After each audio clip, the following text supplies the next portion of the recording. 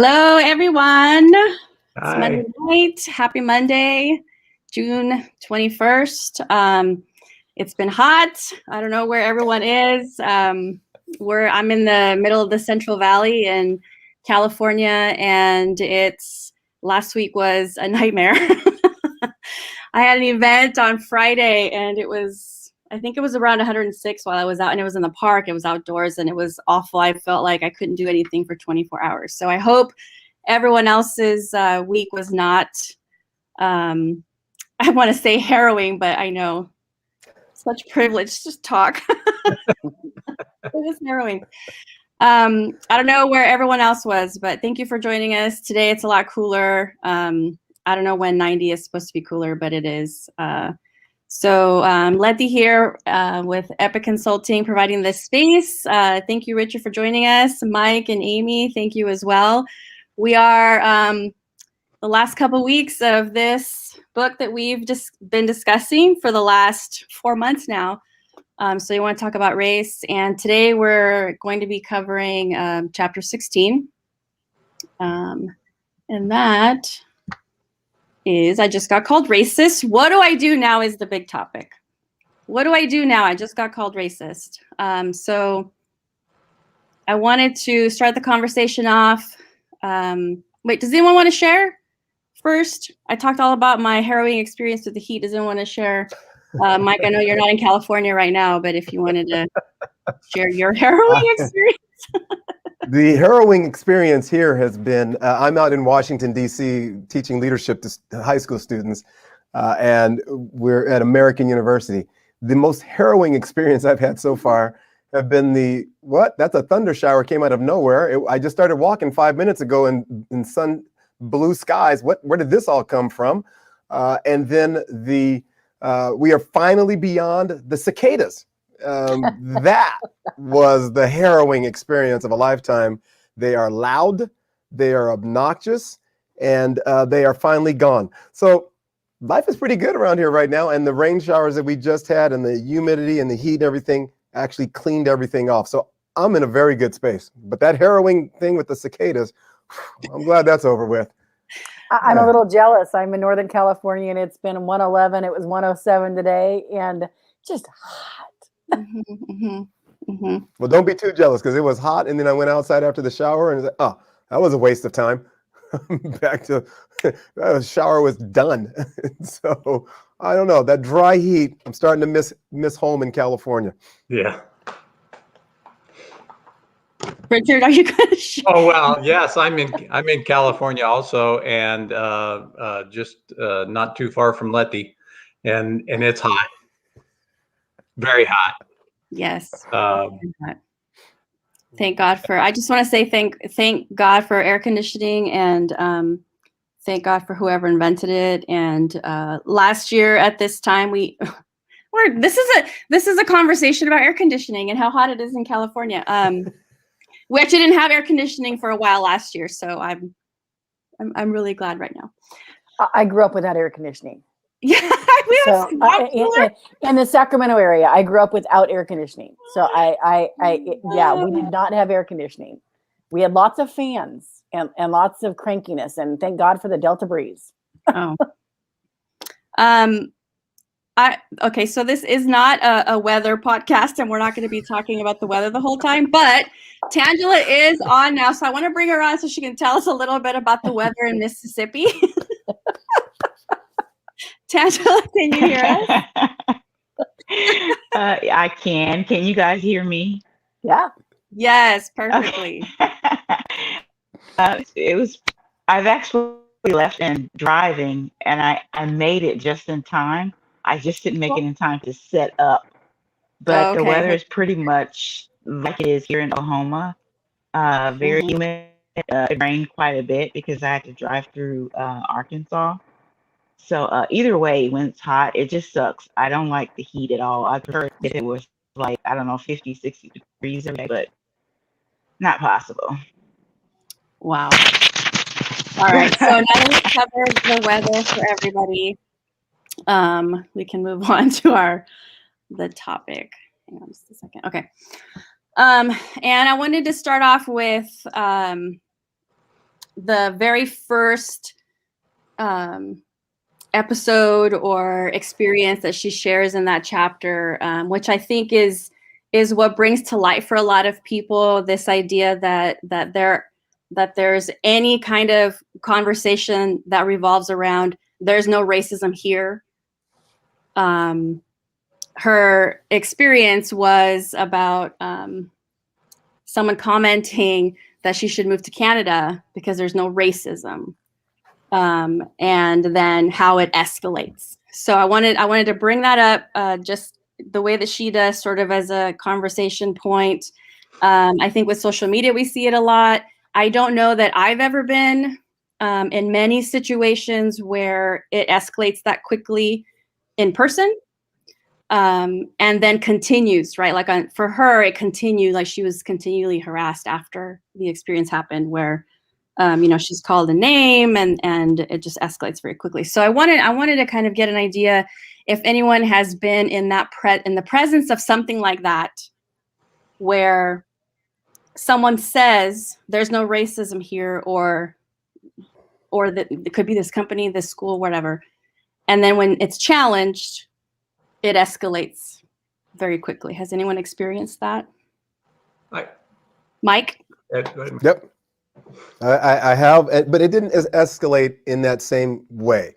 The name calling didn't happen. I had an experience probably 2 or 3 years ago. I don't recall what was the catalyst for the conversation, but there was something happening on a national level. And on Facebook, me and some of the folks that I graduated from high school with, we were having the conversation. And they explained to me and I went to a school where the African-American population was about 4%. And so several friends explained to me that that racism doesn't exist. It's gone. That was something from the 50s and the 60s. And I had to explain to a couple of them, hang on a second, let me tell you about a couple things that happened while we were in high school together that you may have missed it, you weren't aware of it.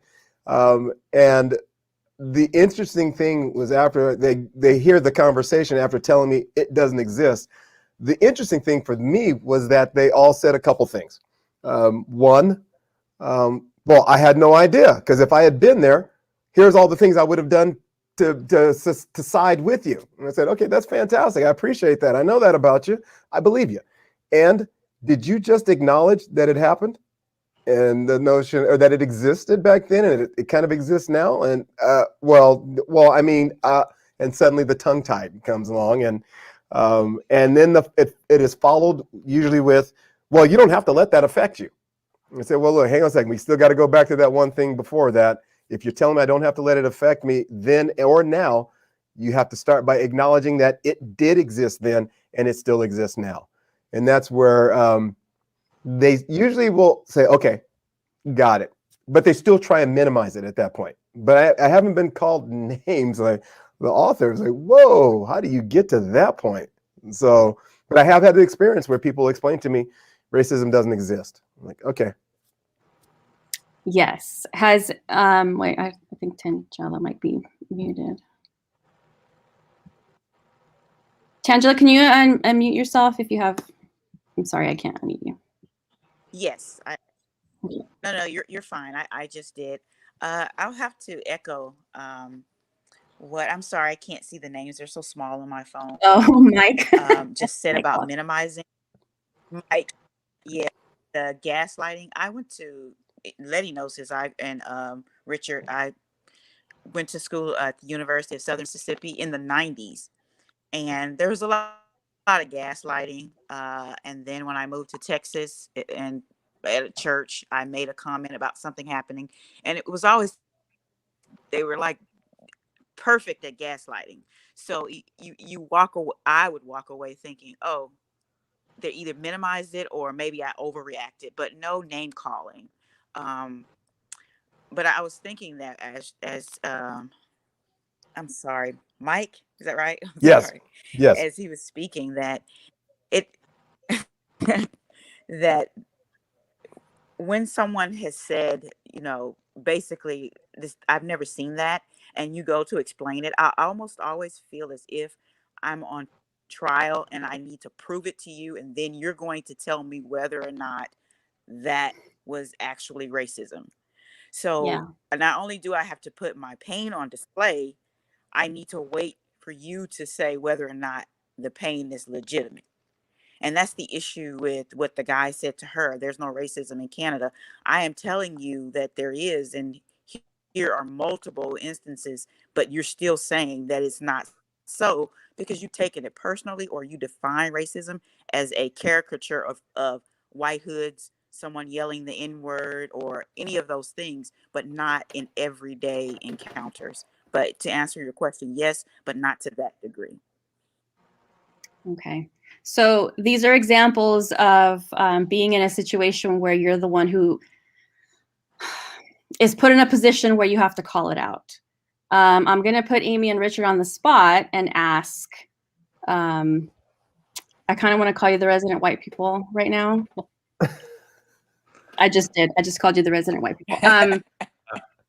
If you've been in a space where with colleagues or friends, or if you yourself have been in a situation, thank you, Ben. My sidekick brought me some water. It's hot, like I said. Where this has happened, where you've watched it happen, or if it's occurred where you felt then defensive about something. Either one, feel free. Yes. The answer is absolutely yes. Although as I'm reading and starting to understand what's happening to me personally is that the being offended, by being called a racist, even in the Canada story, I understand the offended feeling, when you hear about this. Now, going to the extreme of what the guy in the book did, I think is crazy. But I do believe that feeling of being called a racist, or being told that your white privilege is showing. A dear friend of mine says that to me often when I start to talk, and so I do get that. And I do feel offensive, but I'm learning to sort of step back and recognize that as sort of a symptom of what I've been ingrained into my whole life, and then to start to listen. And I think that's tough. I think it is. I'll use my brother as an example, who I love dearly. And he wouldn't want to be known as a racist, but he was told one time that his white privilege was showing. And this was in a Facebook chat. And then I saw him get really defensive and start yelling back, in a way, like, oh, I see where we're going with this. I'm not, and just immediately start to defend. Where if you have to defend, then the book, I mean, as a white person, that's your time to listen. And so, yes, I have seen it, and I take a deep breath. I think more and more too is where I'm starting to recognize things that are racist in normal conversation that I think are my responsibility to call out. And I don't know that I've yet had to flex that newfound awareness, and so I should be saying it, but I'm just saying I wouldn't get the same retaliation, or I might, but it would definitely be in a different way. And so I think it's important to start recognizing that it's my turn to start calling things out, and so especially things that I'm aware of. And I'm going to say, yeah. And I've stepped in the pile of shit on more than one occasion, to where I've completely messed it up and made errors. Those of you who, most of you wouldn't know, Mike and I are best of friends. We've been friends for years. And he's challenged me on my privilege. And it's been some heated debates and conversations because I would defend. And over the years, I've learned that I just get to own it. I have a very different set of circumstances. I can walk into places, I can do things that couldn't be done. But years ago, I started out my career early on in Head Start, and I really struggled with a lot of the things that were beliefs about families and poverty and everything else. And so I really started challenging myself. And I got to hear Ruby Payne talk years ago. I'm drawing the name of the book right now. Mike, help me out here. Framework for understanding poverty. I totally forgot. Framework for understanding poverty, which isn't a color thing, but oftentimes it is a color thing in our society, that we have beliefs about poverty.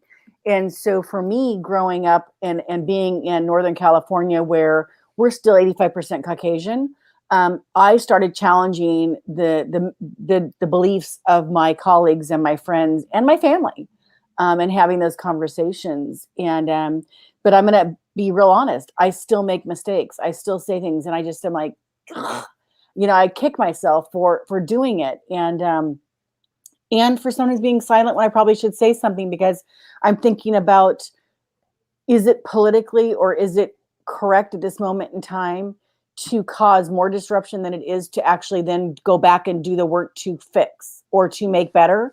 And I can't say fix, because that's a wrong word. But how do I now create and find the allies so that it can be better than to fight against beliefs that at this moment in time would make it more explosive than not? And so for me in this chapter, that really hit hard, because again, it goes back to the reflection of what I've grown up with and the privilege that I've been surrounded with just because of my being, and how I want to be so much better. And so, yes, I've been called and challenged in many levels, but and by my own best friend. And I appreciate that. There's been times I haven't appreciated it, but I've always kind of shut up, because I've realized that there was probably some truth to it. Mm-hmm. Mm-hmm. Okay, I appreciate that you're sharing. Obviously, different people are going to be called out at different times for different reasons. And this idea of going nuclear, I think is what makes it so hard to have the conversations. If someone like you, Amy, or you, Richard, if you're saying, I have a hard time, I get defensive, I might blow up a little bit, but then I have to okay, what is it? I have to listen. What am I actually being told? How can I learn from this? And, your friendships are still intact. So you might get defensive, and you will recognize that you're being insensitive and that you're causing harm.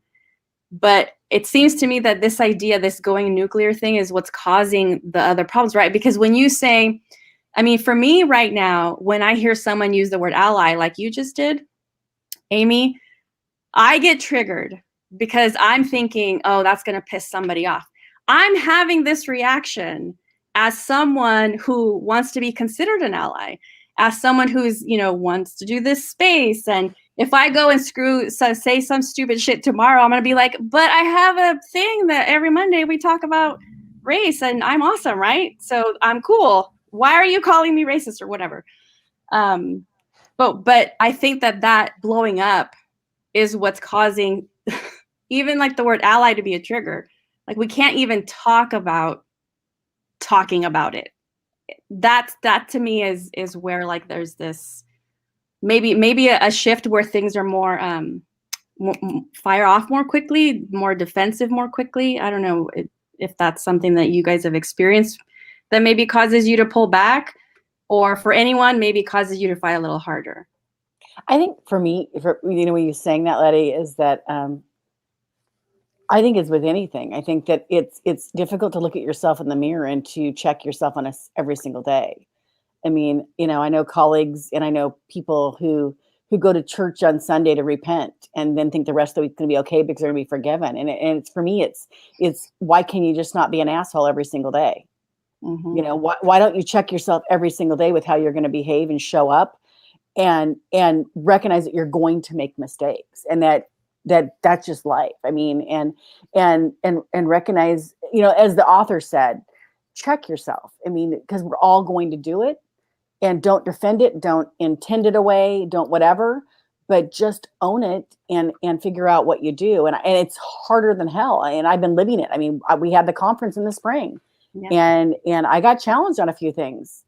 And I had to really check myself and seek some guidance and some input from some folks, because it really bothered me to my core. I don't want to be that way. And I recognized, it crept in again. Privilege showed up. no intention whatsoever, it raised its head. And I just think that it's that grace to yourself.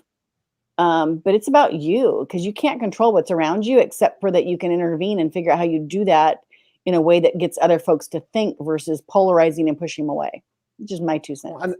I think there's a challenge here with the notion of the accusation. There's some stuff I can predict, right? If I walk up to anyone and say, any male, and say, hey, you're a man and you have a penis, therefore you're a rapist, anyone's going to react to that and go, hey, hang on a second. I've never raped anybody. What are you talking about? So I think we have to be careful sometimes with the way those labels get tossed out, because there's a difference between the behavior and the actual label that we put on people, right? We call them that.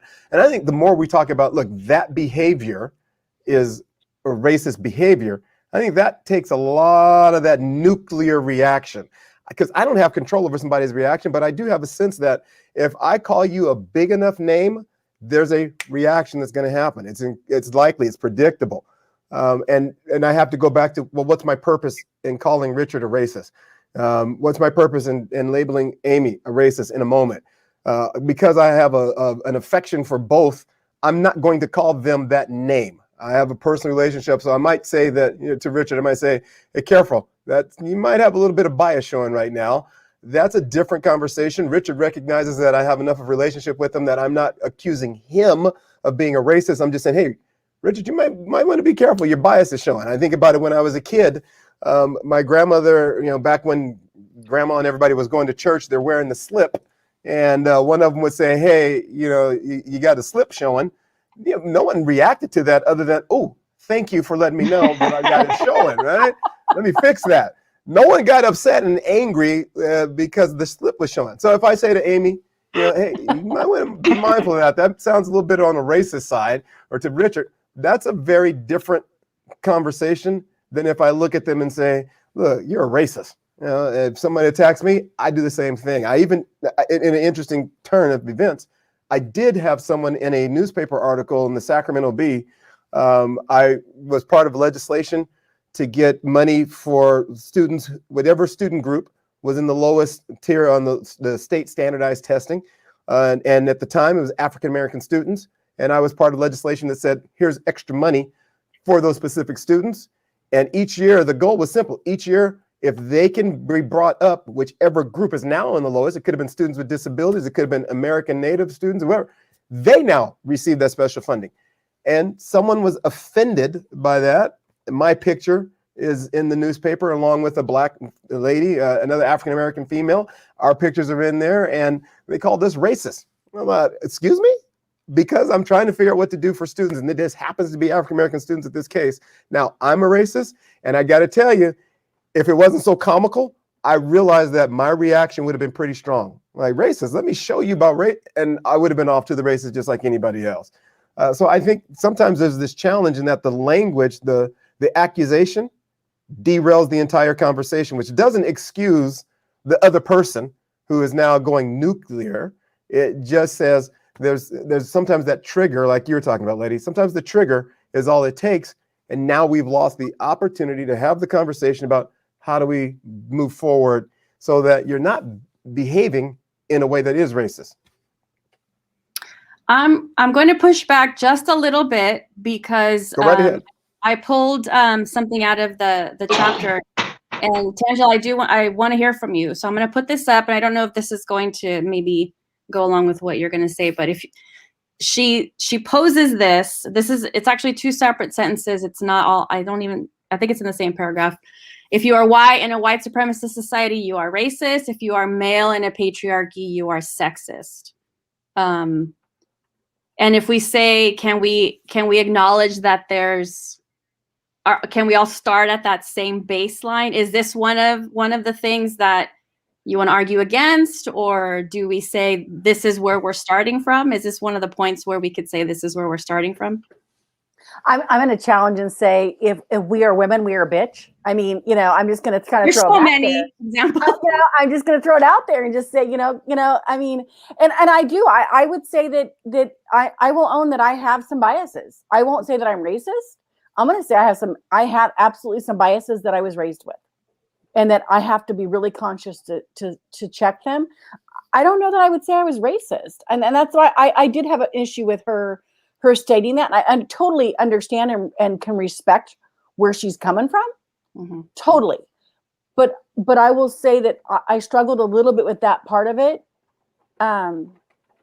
because I will say I have some strong biases with things, but I also think that some of it is not, it's that non-intention, and I'm not going to fight to be non-intentional because it's not right. And I get, but I think racist is a really strong word. And so that's my gut is there. I think the logic is flawed slightly, and here's what I say by that. I think if you start with the premise that if you are white in a white supremacist society, you are racist. If you are a male in a patriarchy, you are sexist. That simply says that we have ended the conversation because there is no change. There's no ability for you to change and be anything other than racist or be anything other than sexist. And we would even have to stretch it as far as to say that then you also have to be willing to accept that Jesus Christ was a racist, because he was in the ultimate racist and the supremacist society and patriarchy and everything else. Jesus Christ, really? I got a tough time going that far. So I think, again, the bias that Amy talked about, spot on. We all have the biases. We all have those abilities. But I think I think she also does a great job later on in the book talking about the difference between impact versus intent. And that's where I think this part of the premise is off just slightly. There's a little bit of a flaw there to suggest that because you exist and you are a male, you are sexist. Because where I also think about this is we talk about gender identity. All right, what do you do now? You're a female who identifies male. Are you sexist? So I think that blanket statement, there's a little bit of a flaw there that automatically assumes intent as well as impact. And I think you can't put the two of them together like that. There has to be some form of separation between the two. And I loved when she talked about the difference between impact and intent.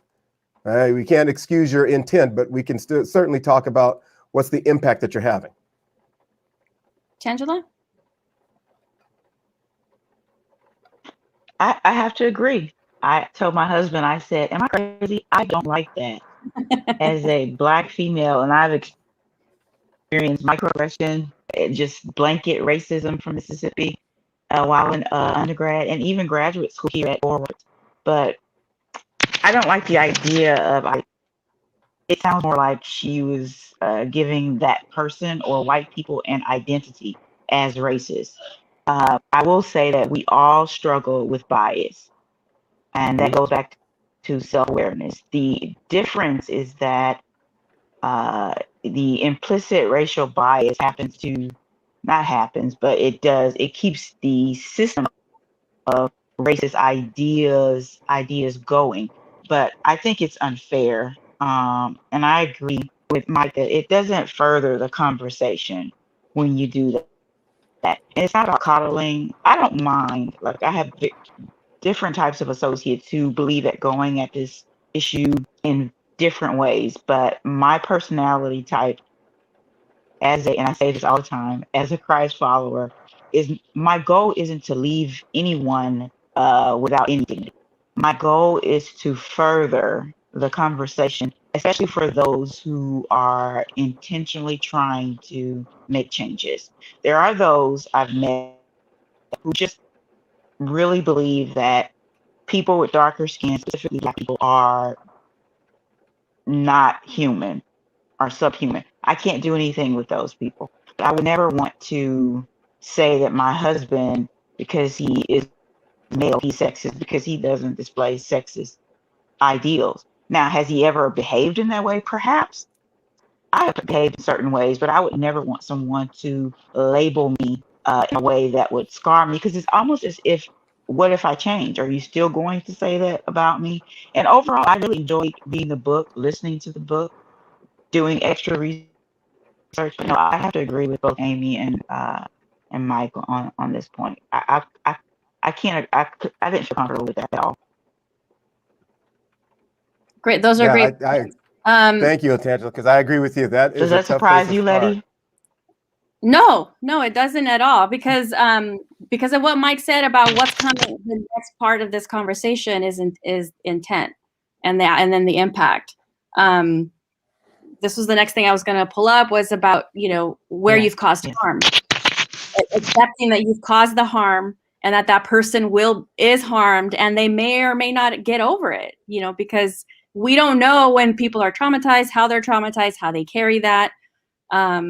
So this idea is, I think, is what you were trying to say, Mike, that there's like this continuum maybe of where our feelings land, and if we really believe in like what Dr. Ken talks about in being anti-racist, that it's like every minute of every hour of every day that you're kind of being challenged and maybe thinking about it, and maybe that's why it's so exhausting. But this idea that it's an ongoing thing. It's not a label that you just slap on someone one day, and then, like Tangela, like you were saying about, what if I'm changing? What if I'm evolving as a person in this respect? Does this seem more palatable? I don't know. That's where I am with that. That's what I think the challenge is, that if we start with this premise that just because you exist, you are, then there's no room for change. There's no opportunity for growth. And then we get to ignore this notion of, why would anybody want to become an ally or want to become someone who's anti-racist? Because you've just told me that because I exist, I am. There's no room to grow. There's no opportunity. And that's why I think, and a lot of my beliefs, again, are steeped in my Christian beliefs and background. So I hear my grandmother in church. I have a grandfather who was a pastor till the day he died, basically. I guess once you are a pastor, once you're reverend, you're always reverend, right? And so I hear some of the conversations in my head that shape my behaviors moving forward. And I know that I'm always supposed to be moving in a goal to become more Christ-like in my behaviors. And so if you tell me, hey, you got no shot at it because you were born in and you're into a patriarchal society, you're a sexist and you're a racist, like, whoa, hang on a second. I got to go have a conversation with my grandfather now and figure out, how do I pull this off? How do I become Christ-like? Not that I'm going to be a Christ, but how do I become more Christ-like in my behaviors? And so that's why I say I have a tough time with that. But if you want to talk to me about my intent or my about the results of my behaviors, you got it. We can have that conversation all day long, because I do have responsibility for the results and for how I show up in the end. What is my impact on someone else? And I struggle right now. We talk about those difficult conversations. The more I become aware of my own biases, the more I start to think, oh my goodness, how many students have I done harm to? And how do I how do I fix it so I don't do that again? I don't want to repeat that. We have a question being posed in the comments. I'm going to pull it up because it's perfect for this moment, from Richard Deloach. Can a person be biased and not racist, or do the two go hand in hand? I think it's funny because that was one of the things I was just thinking about. I think you can be biased and not racist. And it's really interesting because my family is going through some issues, and it's been interesting to watch over time as the evolution has happened. One of my cousins' children is marrying a African-American female from South Africa. And it's real interesting to watch my family as they embrace it. And my aunt, who is older, in her late 70s, who was raised by a racist. I mean, my grandfather was a racist, flat out. He died when I was young, but all the stories I've heard, flat out a racist. And so it's really interesting as I'm watching her struggle with her bias.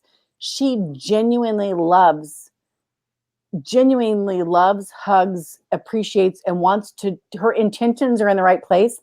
And I'm giggling as I watch, because it's from watching from the outside, as my mom tells me the stories about her conversations with her sister, the things that she's stepping in and on. I'm like, you might want to give her a heads up that that's kind of racist. But she literally has no intention of being racist. So I absolutely stand and think that you can be biased and not racist, because you just don't know any better because of the whiteness you were raised around. And I'm not defending that. I'm just saying that is a reality for a lot of individuals. And I'm just going to leave it there. I'll jump in. I'll dive in head first on this one. I've had some great conversations and done some work with Dr. Brian T. Marks. He's a professor out of Morehead University, and he talks a lot about implicit bias. And he says it's that everybody has a bias, but it doesn't necessarily mean you are a racist with a capital R. And he says it's a capital R racist. And I think that goes back to the intention, but it doesn't excuse you from the impact. That's the important part of it. And so I think, you can have the biases, and if you're not aware of them, you have to be mindful. But as you become more and more aware of those biases, and you're in a position of power to challenge some things, that's when you have to acknowledge it. Because once you know it, it's sort of like the notion of it's in the culture that I was raised in. So when we think about racism back in the 20s and the 30s, and then look at it in the 40s and 50s, and each time generationally as it changes, I think that's why we have the conversation today about whether or not racism exists, because the culture that we are growing up in, it's not until later on when we look back on it that we realize, oh my goodness, look at all the racist things that we used to do, where it was okay to use the caricatures, the mammies and the black face and everything else. During that time, no one thought much about it. But boy, we look back at it now, and you can absolutely see how incredibly racist that was. And I think someone's going to look back on our time 50 years from now, and they're going to look at it and go, I appreciate the work they were trying to do, but hey, look at these 17 things that were incredibly racist. And we're going to look at it like, are you kidding me? No, we were trying to dismantle racism completely. So I think it's this interesting, change in the culture, and that depending on what the culture is like for you at that time, you may or may not be racist. But I think that bias, it will always exist. And it's the evolving definition of racism that I think we're going to continue to fight with. Yes, thank you. That was a great answer. Richard or Tangela, do you want to tackle this? I'll go real quick. Okay. I think Richard's right on target. I think that the lot of what we carry is bias. I will say excuse me. I will say, however, that I've carried a lot of bias throughout my life without realizing, that it was ingrained, until somebody started pointing out that things I said and things I did were racist. Did it not get my attention? If somebody says you got a bias, that's sort of a flaw, I guess, that's going to that. But when somebody told me what I was saying was racist, and so I do think they go hand in hand. And I think sometimes, depending on the audience and the person, I think that what was it that was said, that's kind of racist, at least putting something out there to use a word that's strong to gain somebody's attention so that change comes about. Mm-hmm. I will say that recently we did at Bakersfield College, we did a series for Juneteenth. And I was facilitating a discussion about the history from the Emancipation Proclamation to 1865 and what happened during that time frame, to where, there was a law decreed that said you were free, and then almost 2.5 years later, it wasn't until the final enslaved people learned. And I kept saying until those slaves, and not realizing, and then a friend of mine just kept sending me a text saying, enslaved people. Yeah, a friend of mine who's on this screen. But it was that realization that words matter, and sometimes to get it across that, to mention slaves in a context such as what I was in, did have some biases touched to that, and spread a message that I didn't want to spread. And so I had to step back, and those things are hard because some of it's habitual and you don't want it to be, but and sometimes if you don't call a smoker, then they'll keep smoking, kind of thing. And so if you don't call a racist, then you may not get the change that you're after. I love that definition. And I'll let Tangela jump in before, because I do want to address something Richard just said that I thought it's worth exploring a little more. But I'll let Tangela jump in there. Otherwise, I'll talk for another half an hour.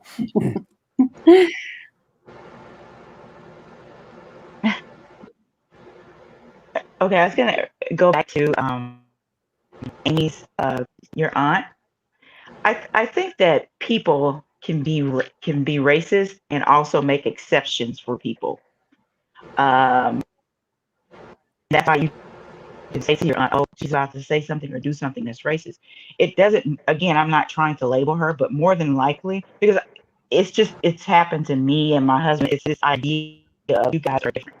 They haven't changed their ideology about Black people, nor are they no longer anti-Black. They've just met someone who does not fit the caricature of what they perceive to be Black. So I think that you could be biased and not racist, but there's no way that if you are a racist, you don't show bias at all. You can make exceptions, but deep down, you still can believe that ultimately that group is inferior. That's all I want. That's all I wanted to say. See, I love that, because I think that ties in directly. Thank you, Tangela, for that, because I think, again, the bias is that we've been programmed. Bias just simply means congratulations, you have a brain, you've been programmed, and there you go. And so when I think of it, I like to play with the notion of being sexist. I am surprised when I go into a room, right? If I walk into a room and the receptionist is a male, it surprises me for a second. It doesn't mean a male can't be a receptionist. It just means I haven't got that programming. I haven't seen that very often, and it throws me for a second. That doesn't mean I'm sexist. It just means, hey, this is different than what I've seen all my life. It's different what I'm programmed to understand. Now, in that moment, when I become aware of that bias, what I do with it next is where I either become a sexist or I don't. All right? If I now assume, hey, you're a woman, go over there and make photocopies for me. Okay, now I'm being a sexist. So I think you can be biased without being a racist. And it's really becomes more along those actions where we go back to your impact, and where you are really has something to do with that. So that's why I say I think you can be absolutely biased, but not a racist. But I don't think you can be racist and not biased. It's like you can't go the other direction. Yeah. Mike, that's a really good example, the sexist example that you just gave, because I feel like the next thing you were going to say in my mind, this is what happened next, was when you said you weren't sexist, but I thought, but that's an example of sexism, and sexism is that system that created all of those biases that we all have, and like the way racism exists. And how do we know that? Because we have all these examples, and they are examples where we get to choose. We're choosing to go down one path or the other each time.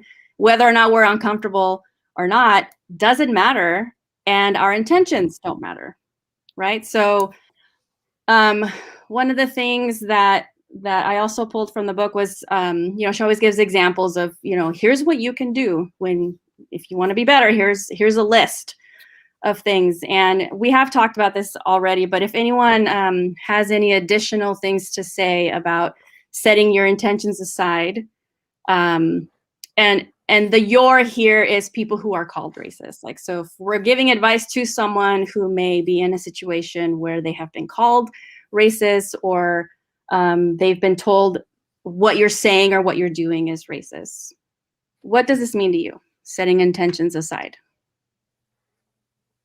For me, it means when somebody has that conversation with you, listen. Don't defend it. Don't do anything with it. Just listen. And I love what Richard was saying, that, when you're getting the message, by the way, it's enslaved. It's enslaved. Rather than making that a fight or an argument, just simply thinking deeply about it for a second and going, okay, hang on a second. Let me think. What is it that's going on that I'm being racist in this moment? That's a racist tone. What am I missing? Because there's something going on that I'm just not aware of. So a very good friend of mine one time, she said, I was talking about one of my granddaughters, and she said, by the way, do you talk to your sons to your grandsons about how cute they are in school and how pretty they are? Yeah. No. Then why do you do that with your granddaughter? Your granddaughter has a brain, so why don't you talk to her about what is her favorite book, Papa? And okay, I got it. That again, that's when all of a sudden the awareness hits, and now my next steps with it are about whether or not I'm being sexist with my granddaughters.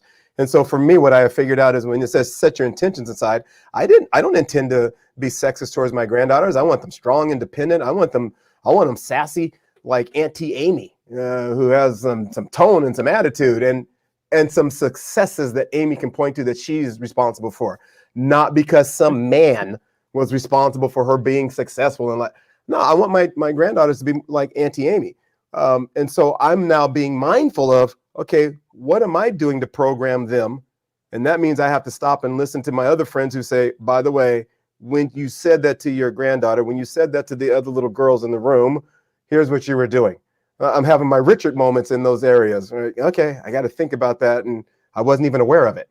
So once I become aware, that's when. And the only way to become aware is to set my intentions aside and just listen for a second and think deeply about how is that impacting the folks that they're telling me about. So that leads directly into this. So if, we've talked about intent and our intentions. So Tangela?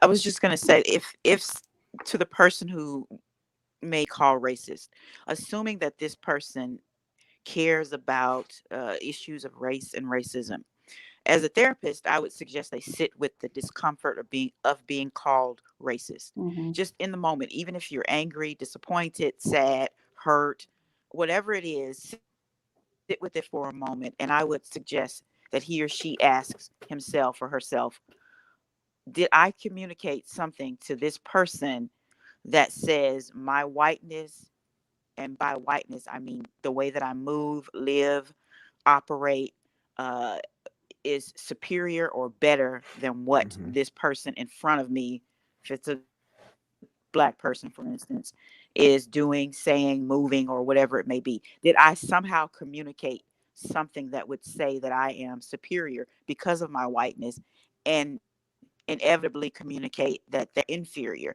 by just virtue of melanin, nothing else? It isn't because your plan is better, but did I communicate that? And this is just assuming that the individual actually cares about the impact of what they said and did. That's all I was going to say. I'm going to echo. No, you're basically reading what's on the screen right now. I don't know if you can see it, but that comment that's a perfect segue. You basically answered exactly what came after what Mike said, is making sure to hear the impact. Amy?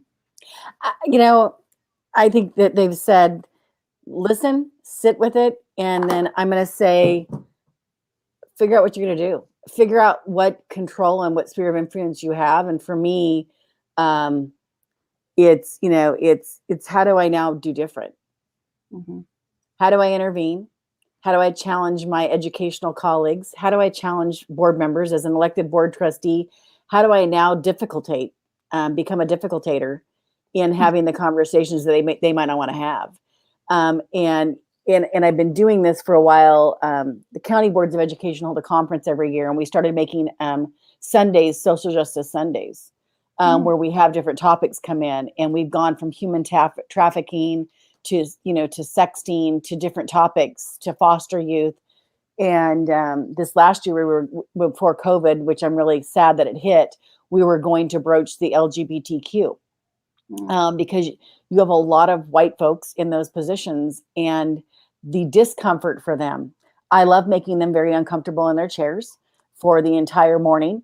And then say, these are our students. These are who we're serving, and the policies you're creating and responsible for, are they allowing them to be successful, or are they causing barriers that need to be out of their way? And let them figure it out.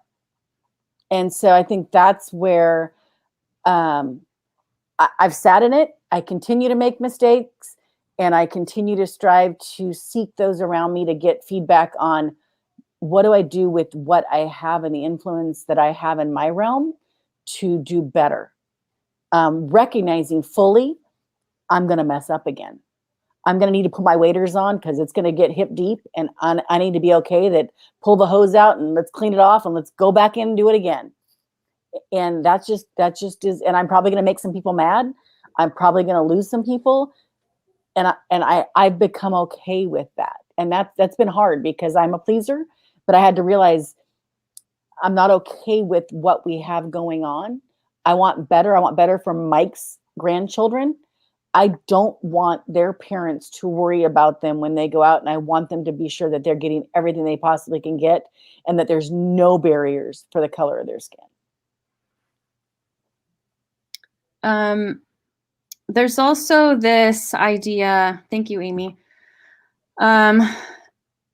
If you're someone like Amy's describing herself as someone, and Tangelia, you're saying, if you're someone who's really thinking about why is that person telling me this?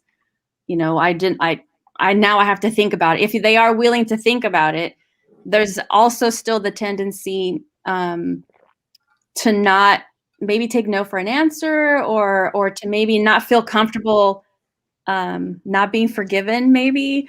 A couple of the things that she pulls out that I pulled out of the book in this section is this idea that no one owes you a debate and that no one owes you a relationship. So if you are in a situation where someone has called you out or they've brought to your attention something that has made them uncomfortable or hurt them, this intense feeling that you want to fix it, like, you know, if you're saying I want to please everybody, I want everybody to like me,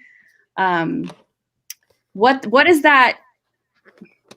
What does that feel like if you've experienced this? I mean, I think it could happen to everyone. Painful. If you offended a friend or something, but I mean, we're trying to be specific to like the race question. You really have to recognize that in that moment, you may have offended them so much that the best thing they can do to not completely damage the relationship beyond repair is to create space. Mm-hmm. And that at that moment, if you are the one that did the offending, it ain't about you, but you still want to make it about you. And I just absolutely get it if someone if someone does something to me that is incredibly racist, I got to create some space. And it's not on their time when we fix our relationship. It's on my time when I'm at that space where I can now sit in a room with you, sit and have a conversation with you, and figure out to what extent I really want you still in my life.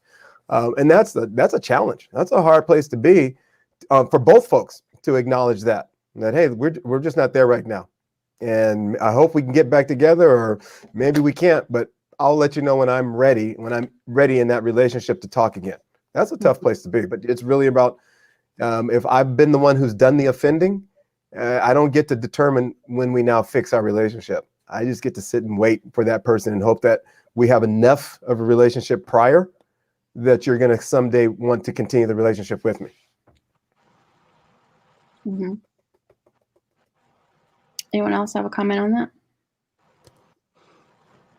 I'm reminded of, this was really early in the book where she talks about, oh, go ahead, Tangela.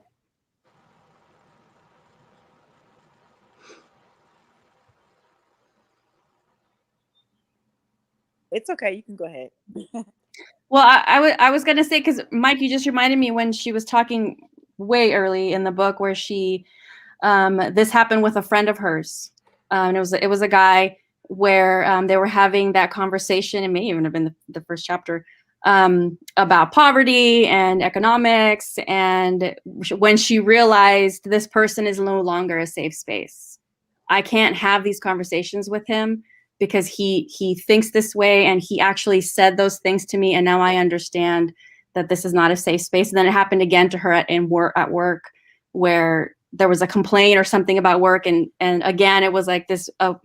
Both times it was a white guy, where she said this person is no longer a safe space for me. And so I don't remember if it said in either one of those situations that it ever came back to a friendly place, but it sounded like the one at work was very much like, this person is no longer a safe place for me at work. So I have to, like, how do you overcome that? Like when you don't feel safe with that person. I was just reminded of that. Tangela.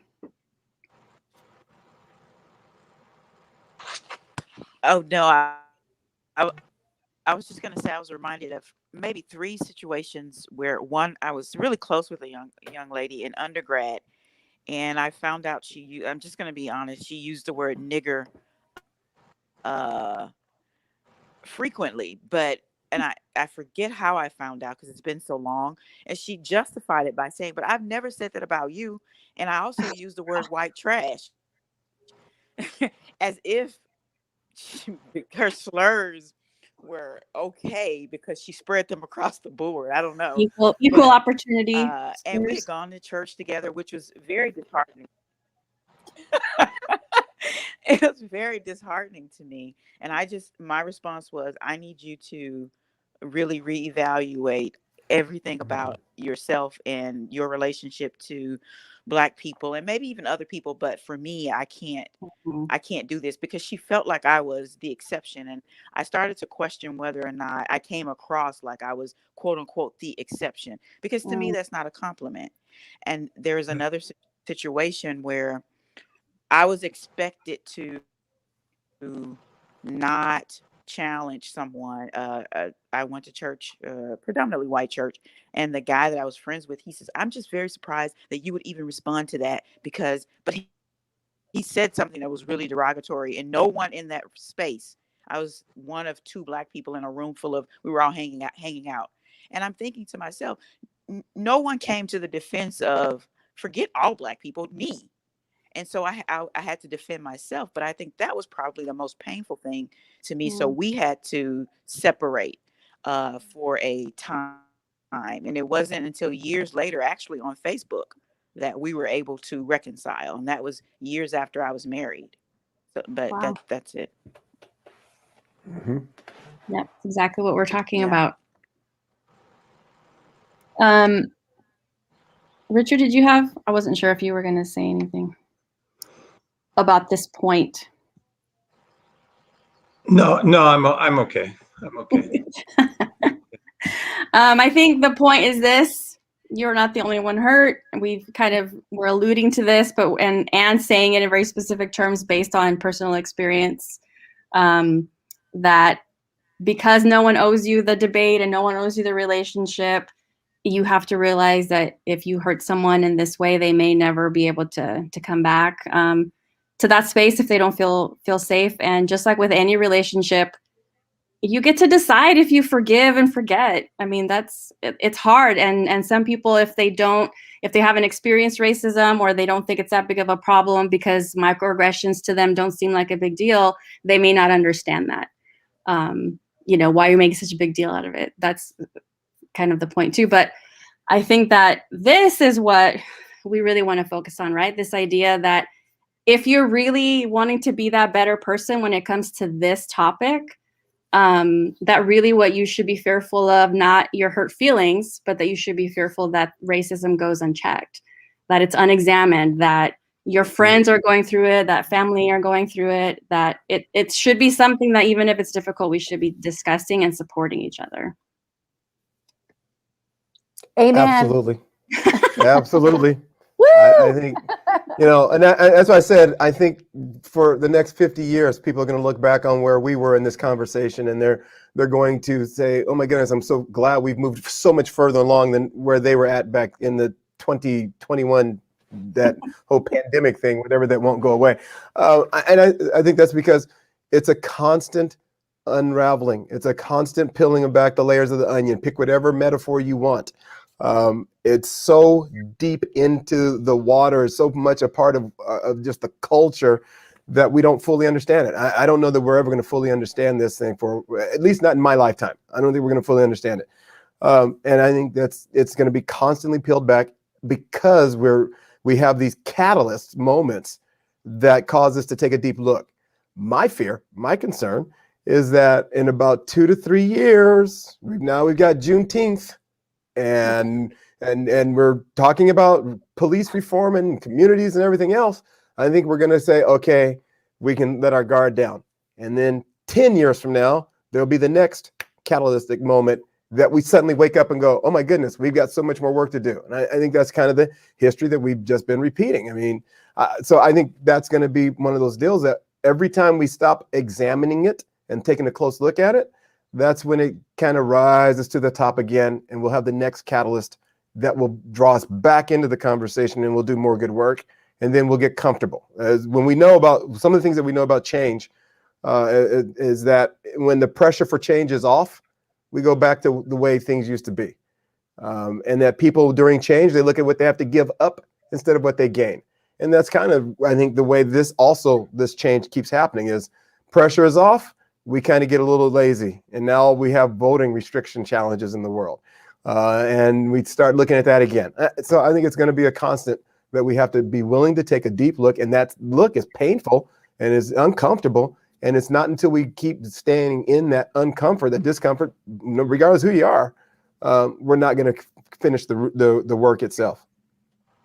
I'm going to pose a question now that it's in the comments. I'm not going to put it up on the screen, but what you're saying, Mike, I think I wasn't going to ask this question, but it's a pop culture thing, and I think it's relevant to what you're saying, is this idea of in pop culture that is specifically movies where things are brought to the attention of the world in a movie like Amistad or The Help or Hidden Figures. Sort of like what you're saying, because how many movies and TV shows and podcasts and albums and all the things that came out in the last 16 months or so, there were catalysts for all of the creatives in our world start pumping this stuff out. But sometimes there's a drawback, right? If it's like dramatized, maybe it's not taken as seriously. Do you think it helps or hurt? Like, does anyone have any, like, have you seen something where you're thinking, oh man, I really wish they hadn't made that movie, or that was a great movie, or any comment about that? What's the movie that we said to watch, Mike? I can't remember the name of it. The one that's I knew you were going to say this, Amy, because it was rolling through my head. Two Distant Strangers. Yes. It's a 30-minute short story on Netflix. And I think highly encourage. Is it the deaf? Yeah. No. It's basically I'm going to go ahead and spoiler alert. It's a version of Groundhog Day, where a young black man keeps waking up and reliving the same nightmare. So I'll leave it at that. So it's not. Don't worry, everybody. Go ahead and jump onto Netflix. It won an Academy Award. It's the first time in my life that I predicted a movie would win, and it won. So I want to promote it again. But it's one of those interesting things that I think that one was well done, and it was very much to the point. It deserved its Academy Award. The stories where they kind of paint over it, and I almost said whitewash, and that's not the right term. The stories where they make it look like everything came out fantastic and the problems were solved. Yeah, I think those are the ones that start to sort of have us get let our guard down and go, see, in the movies it's working out. And that's part of that programming again. What I love about Two Distant Strangers, nope. And the world doesn't resolve itself anytime. So, and it's just a powerful conversation. I think that's the stuff that reflects the reality of life. That's what we need to have as the reminders, because otherwise the world will provide us with another reminder. George Floyd, Ahmaud Arbery, pick the name, right? Someone's going to remind us of this is the real world of what's going on. And then we'll have the conversation again and become more focused on it. I would agree. I would agree. I think that it's those that again, sugarcoat, or the Disney fairy tale ending that everything's always perfect and hunky-dory. I think I truly appreciate, if you really look at over the years, think about it. Lucy and Desi slept in separate beds. And then the Connors came into play with Roseanne, and it was like they actually slept in the same bed, and the uproar in society that, oh my God, And so I think that as you look at the evolution over time, I think that there's a place for it. But I think we have to be really, really mindful that it's, like, as Mike said, it's a great space to have a conversation. But if it becomes the Disney effect, that everything's always ends with kumbaya and everyone joined in hands and being fine, that's the disservice to what's going on. It creates a space to have the conversations about the change, and to make it not safe, but to challenge the status quo? I think it's probably one of those things where, because even for documentaries, that can be true. There can be a bias. Obviously, if someone has an idea about something, they're as much as possible going to follow one track to tell the story that they're trying to tell. That it can be a problem sometimes, but looking at sources, right? It's the same thing when we talk about where are you getting your information? What books are you reading? What articles? Is there an author to the article that you just quoted? Can you tell me where they got the information? They quoted somebody, but there's no name and we don't know where it came from. So it's also that part of it, right? Educating yourself and figuring out where you're getting your source material. And it's the same thing with entertainment. I always told my kids they could disagree, Letty, with anyone. They could disagree with their educators. They could disagree with their teachers. They could disagree with their peers, or they could disagree with their elders. But you better damn well have some sources to back up the disagreement. And even if they were wrong, I didn't care. I just said, you can go argue with that professor or teacher or whatever else, but you better have some sources and recognize that your sources may suck. And that was a hard lesson for them, but it created that space. And I think that that's what we have to do more and more, is that there's so much out there. Yeah. Yep. Tangela? And as far as, go ahead, Tangela. I almost jumped in there again.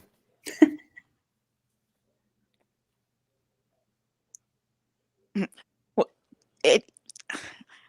I just feel the need to say this because I know that, Letty, you may have some people, watching who may be Christ followers. And I know I as a Christian, I'm not dogging the church, but I'm going to say something about the cycle of how racism keeps just coming back with a vengeance. I am going to put a large percentage of the blame on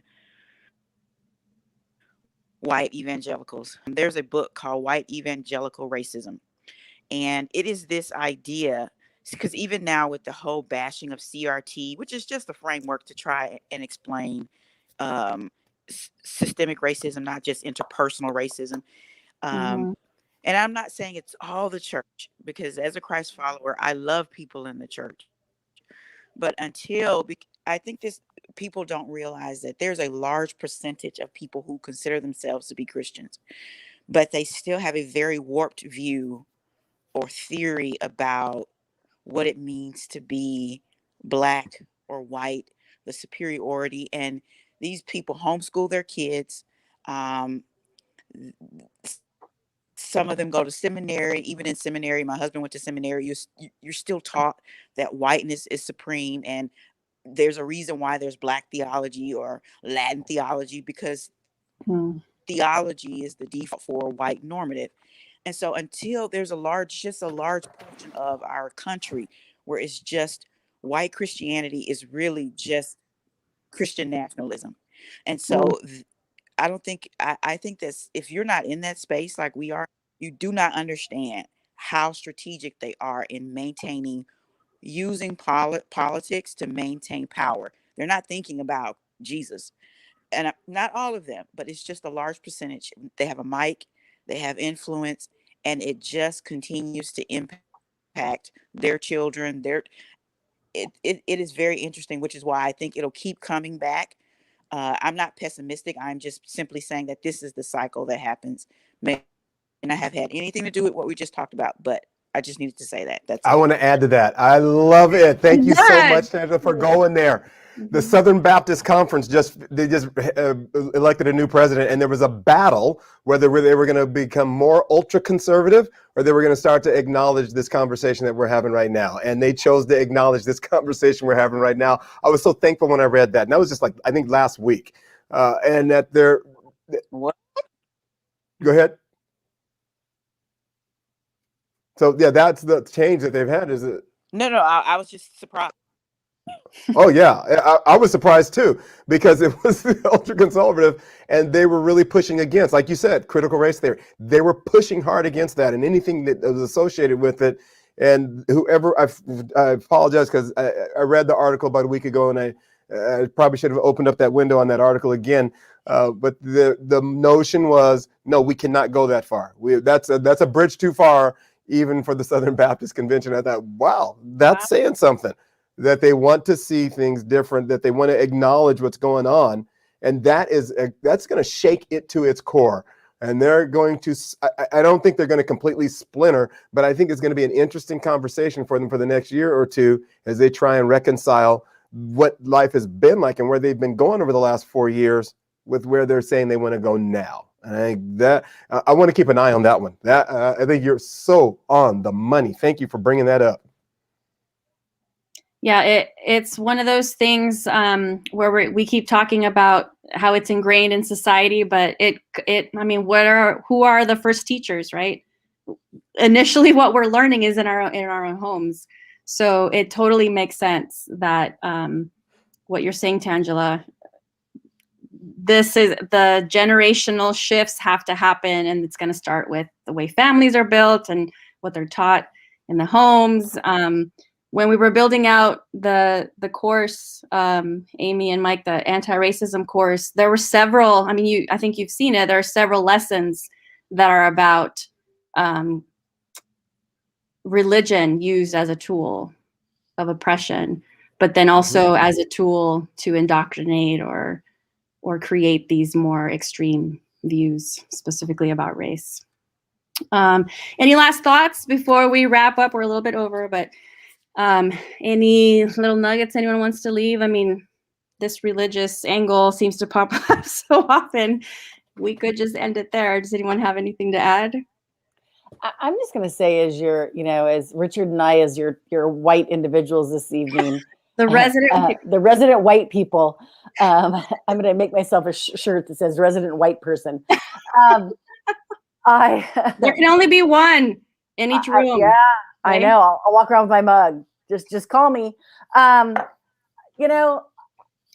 Be humble, listen, and look in the mirror often. I just think it's going to be that piece of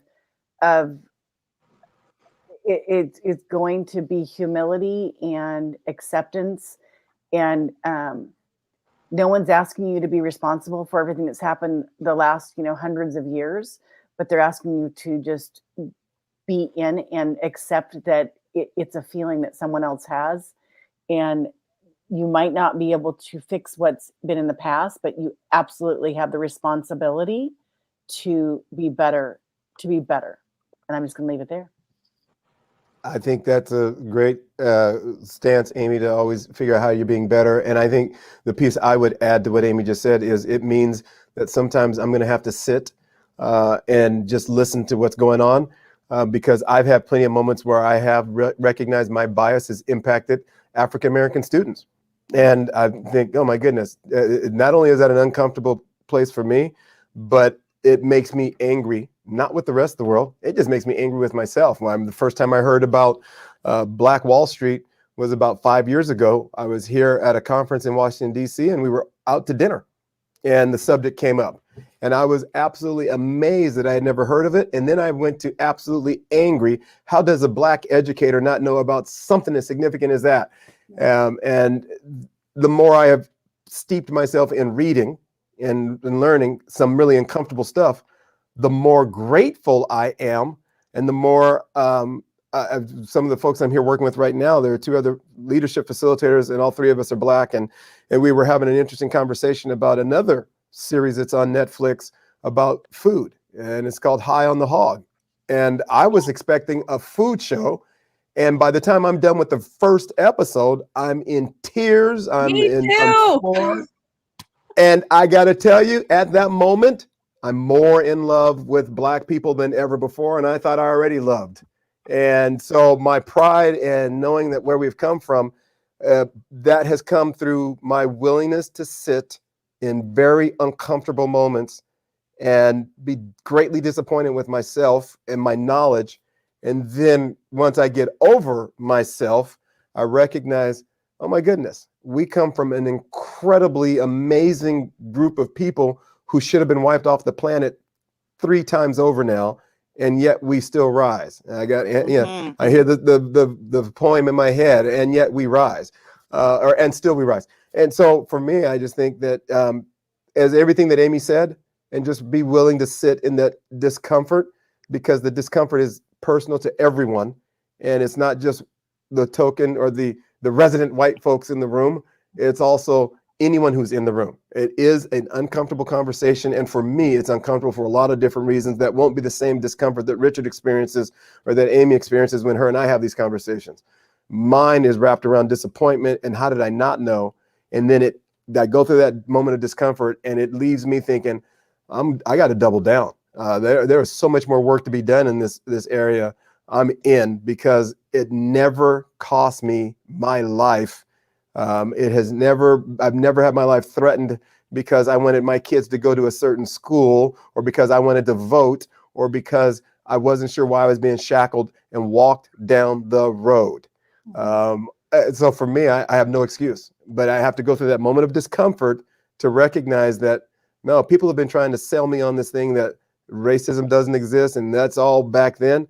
And the more I learn, the more I fall in love with Black people. And I already thought I did, but now I'm especially after lately, it's just like, oh my goodness, I am so much more in love. So be patient with yourself. And I'll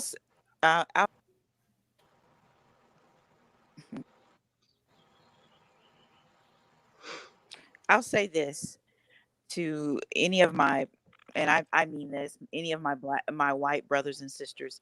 You don't have to view yourself as either or. I'm either all good or all bad. All of us are a mixture of a myriad of things. We can be kind and selfish the same day, almost in the same moment, depending on where we are and how we feel. I think the goal is to always, you're not just, looking at yourself and doing the internal work, but understanding that it will not hurt you, because it's almost as if people fear that if they acknowledge something, they give up something also. And you may give up something, but at the end of the day, it is helpful to everyone around you. It is helpful to our society if every child is properly educated. It's the only way we move forward, whether it's technology, science, or whatever it may be. But not to, because I see that all the time. Well, I can't be that way because that means that I'm bad. No, it doesn't mean that you're burning crosses. It just means that you have been properly socialized to view certain people a certain way. But you can also, the brain is very malleable. You can also change and grow if you recognize, oh, that was stupid. And it's very difficult to admit it. But if you can, and then say, you know what, I'll do better next time by doing this, whether it's reading, I would say get in relationships with people who don't look like you. Everyone's not going to want to walk next to you and be your mentor. And if that person is like, no, go research for yourself, then fine, move along, find someone else. There are tons of Black people out there who are willing to walk alongside you if you're serious about making changes. Sometimes you just have to sit and listen to other people and not try to make yourself the center of the conversation. Just listen. It is okay if you feel uncomfortable, and it's even okay if you screw up, like Amy was saying, like you mess up. It's okay. As humans, I mean, I'm Black, I mess up too. There's some things that Black people don't agree with what I say sometimes. It's like, no, you need to just say it just like this. Well, no, that's not how I want to say it, because I'm not motivated by the same thing that you're motivated by. But just be kind to yourself, but be honest at the same time. Amen. Thank you. I feel like we're giving tips now, and that's next week's conversation, you guys. No, thank you, Tangela. All of you, that all of these things, obviously, all of our feelings matter, and the way that we treat each other matters. Richard, did you have anything you wanted to add before we wrap up? No? Okay. Okay.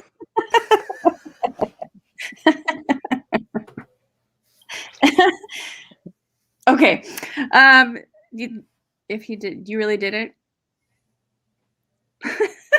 I am okay. Thank you so much. And I do want. Okay, this is gonna be sort of. You do have something to say. I do have something to say because I've been thinking about it. And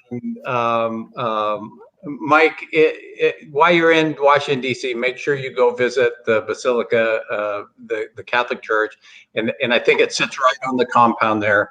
And the reason I say that is because religion is religion, and Christianity is Christianity. And I'm not a good practicing Christian, but I do consider myself a Christian. But I've seen a lot of bad things happen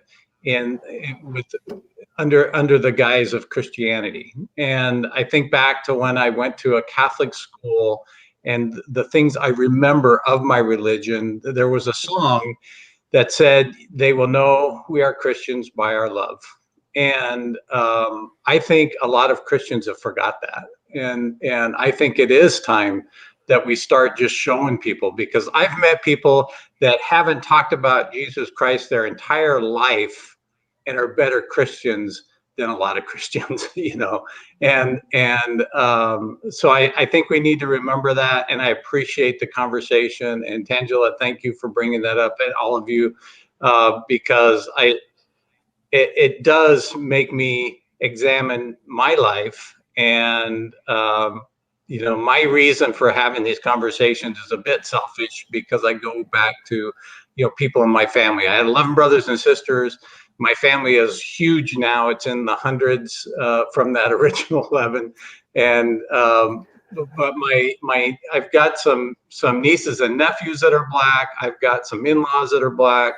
And I think around maybe 2 years ago, realizing that I hadn't examined, hearing their stories surprised me. Like, "That's happened to you?" That was my response, that surprise. Mm-hmm.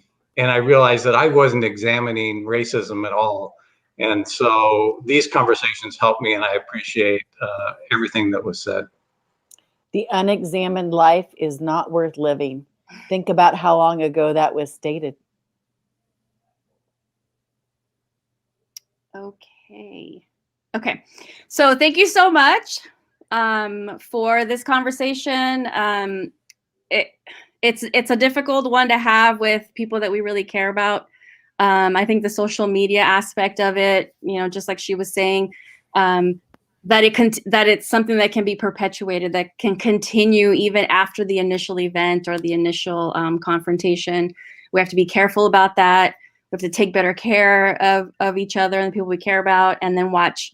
If we can't necessarily always watch what we're saying, being able to set our intentions aside and apologize when we need to, and reflect and be better, do better. With that, I want to remind everybody that June is Pride Month. So just like we're saying, if you don't know, or you want to know more, Google it. I mean, in this chapter, she literally says, Google things if you don't know them. The word Google is in this chapter. I've been saying it since the beginning. Go Google it. You can find, we were talking about movies, so we can talk about what's in the pulp culture, read books, watch TV shows. High on the Hog is one that I recommended a couple of weeks ago. Fantastic show. I like tears almost every time, every episode. The food is fantastic. So rave reviews for that show. But it is something where you can attract attention with like the food, and then educate people with the history, and really, force us to think about where they're standing and why that particular food, like where the rice comes from and why it means something. And I wouldn't have known that if I hadn't made the effort to go search. So a lot of the streaming services build stuff like that into their platform to make it easy for customers. So if you really want to know, you can find a way to educate yourself and really be supportive. Try to be an ally to the community. Next week, the last chapter of the book, talking is great, but what else can I do? In this particular conversation, there were a lot of tips sort of about how to deal. And next week, we can talk about how to move on and be supportive in the future. So thank you so much for joining us today. We went kind of long, but it was a great conversation. And we will see you next week. Bye, everybody.